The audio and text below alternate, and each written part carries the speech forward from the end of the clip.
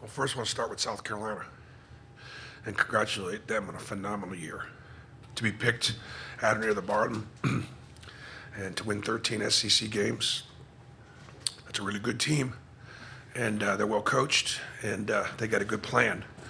I think the thing people are wondering why we were so excited about playing, and that shouldn't be I don't even know if that should be a question. We try to always be excited about playing, respect our opponent, and we recognize that we need to make plays on both ends of the floor. We also recognize it's been since 2019 that we won an SEC game, and that time we won 3 or 4 to win the SEC tournament. So I'm proud of our kids. Coaching staff did a great job of getting us prepared. Guys had a really good week, and we're looking forward to the opportunity to play Mississippi State tomorrow.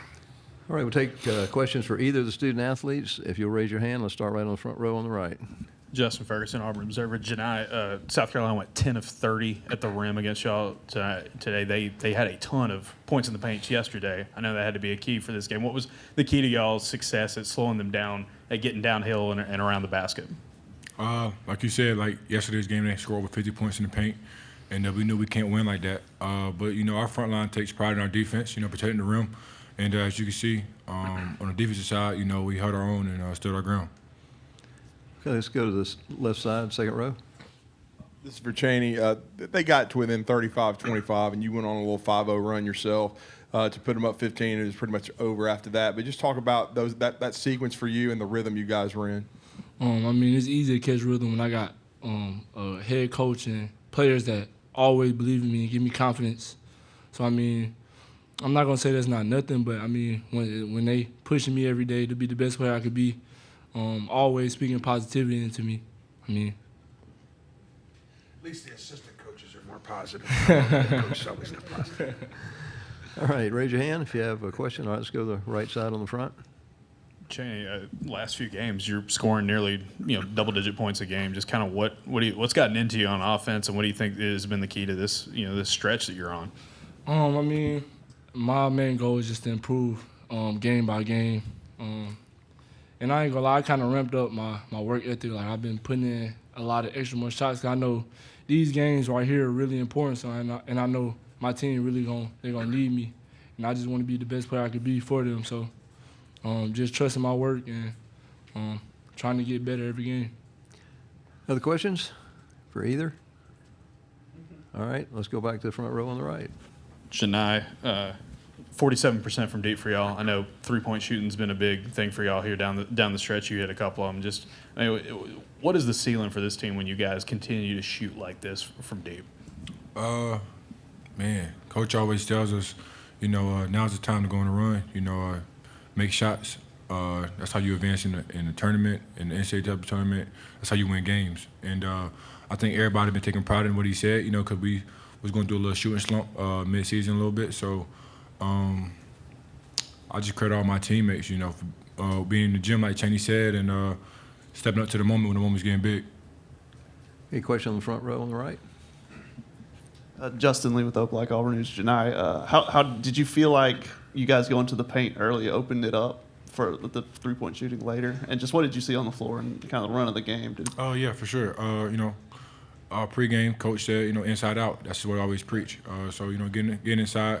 They play one-on-one the whole game. And we got guys, our front line like us, who could score down there, kind of hard. So they started digging. And, we got guys like Denver Jones, KD, Aiden, Trey. They all can make shots.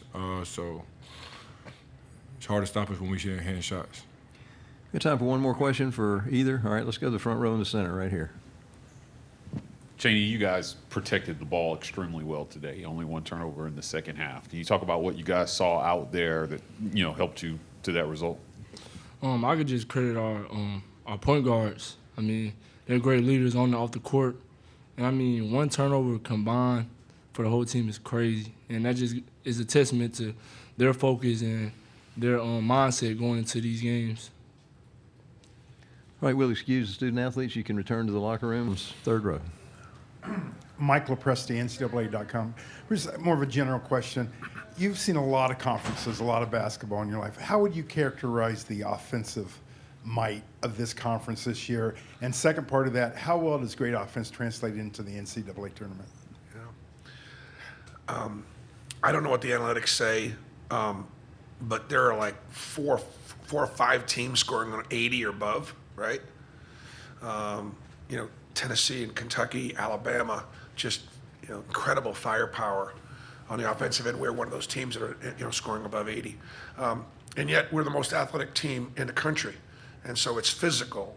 We defend, but I think that our league is prepared to make a run in March. A bunch of us are. I mean, you saw our Mississippi State team beat a potential 1 seed in Tennessee, start to finish, and they finished 9th in our league.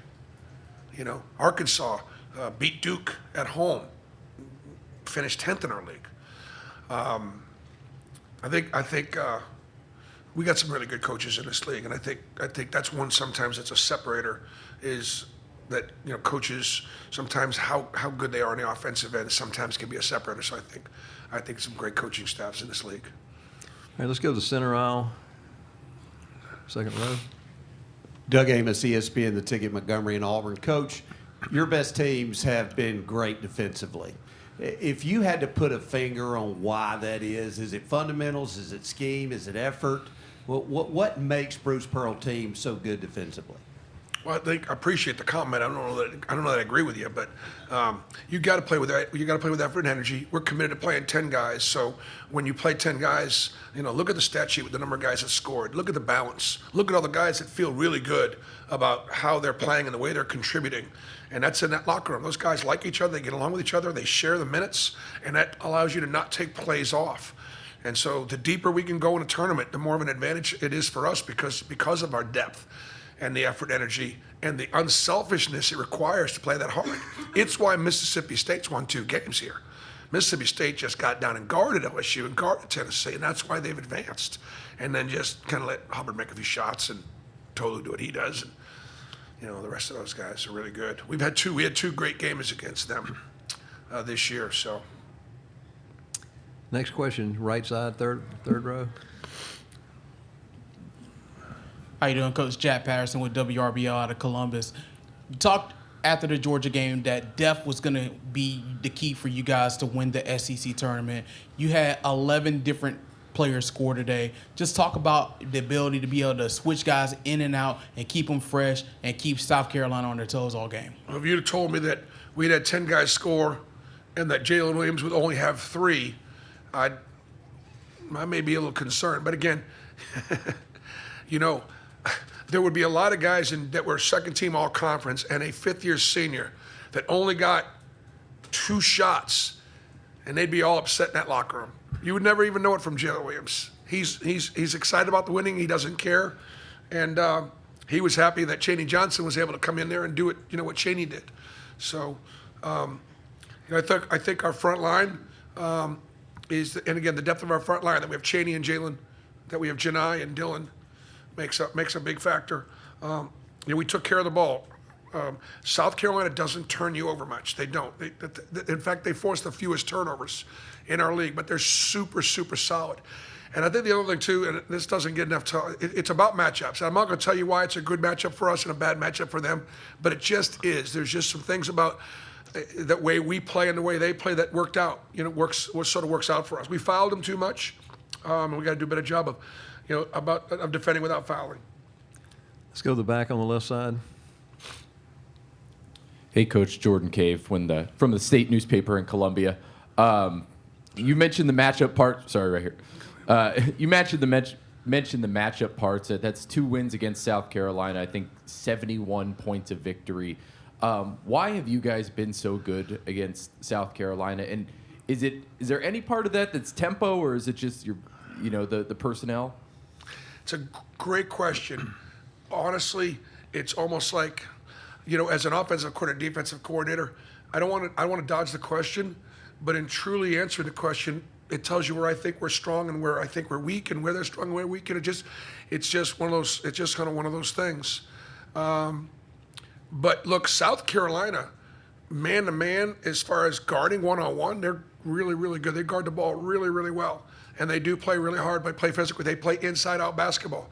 We've got some size on the inside. They got the ball inside a lot. And we got some size in there with Dylan and Janai and some fouls to give that made it hard for them to score at the rim, so. Let's go far back on the right. Bruce, when you talk about all the offensive firepower in the league, how much, and maybe across college basketball, how much is the eradication of the charge this year sort of been the gasoline on the offensive explosion? Yeah, it's been huge. It's been huge. I will tell you, I did not like it when it first came in, where the secondary defender really couldn't come over there and take a charge. I didn't like it because the timing of the rule change. In other words, we had already recruited our roster, and then all of a sudden, sometime in the summertime, we get a rule change, and now all of a sudden, so what's happening is it's created a little bit more one-on-one basketball and a little bit more freedom of guys being able to sort of get downhill. Now, once you get into the paint, you got to bring it, because they're allowing the verticality, they're allowing the guys to be big, and as long as they don't, reach down and foul, I think it's been a good rule. I think it has opened up the floor a little bit. It's brought a lot more contact at the rim with the bigs blocking shots, because they're, a lot of times those guys would turn the corner, guy downhill, and the collisions would be out there in the perimeter. But I think it's better because kids aren't just jumping in front of each other. It has increased the offenses. Okay, let's go to the far left on third row, and then we'll come right back to the center in the second row. Johnny Ballpark Franks with Franks Media. So many teams with great home records this year. How important are these opportunities, not only for your squad, but the other ones that will be dancing next week on these neutral site courts? Yeah. I mean, we had a winning record on the road in the SEC this year. That's hard to do. We had some great neutral site victories. It does translate to, I think, success in tournament play. But we don't play at a neutral site at Auburn. Did you see how many people were there for Auburn? There ain't no neutral site now. That's a home court advantage for the Auburn Tigers because our fans traveled. And I'm just glad they don't have to check out of the hotels tonight. Okay, let's go to the front row on the end right here. Just got time for one or two more. Bruce, just defensively, especially around the rim, just what was the key for you guys to be able to slow down something? Like Janai said, like they had 50-something points yesterday in the paint against Arkansas. Well, we're built a little differently, and we've got, I think Dylan and Janai, Cheney and Jay Will are all older, and they're all bigger, and physical, and they're willing to be physical and stuff. I mean, tomorrow in the paint, some big men down there tomorrow on both teams. And South Carolina had it.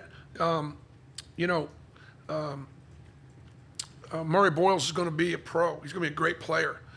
You could just see in this particular game, a guy that's in college for 4 years like Janai Broom. Tonight he had the advantage. And Janai was excited about playing him because if you look at the last 6 games, Boyles is shooting 75% from the field in the last 6 games. He was 1 for 9 tonight. And so give our front line, give our guys credit because he's a terrific player. Sorry, we only have time for one more question. Just take it right here in the front, in the center. Michael Giddens. We'll give you one more, Hoke. We'll give you one more. I yield my time to Justin. Michael Giddens, War Report. Coach, 42 points in the paint. You talked about matchups. Can you talk about the importance of not settling for jump shots today and what you saw from your team in terms of ball movement?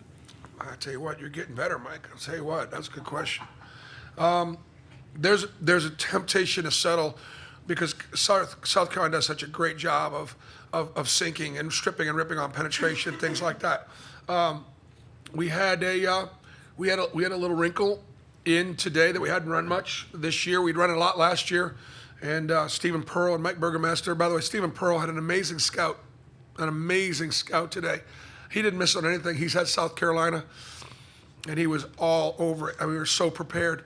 And then Burgo had a bit of a wrinkle in something that we run all the time that was really effective early getting downhill. And hadn't run it yet.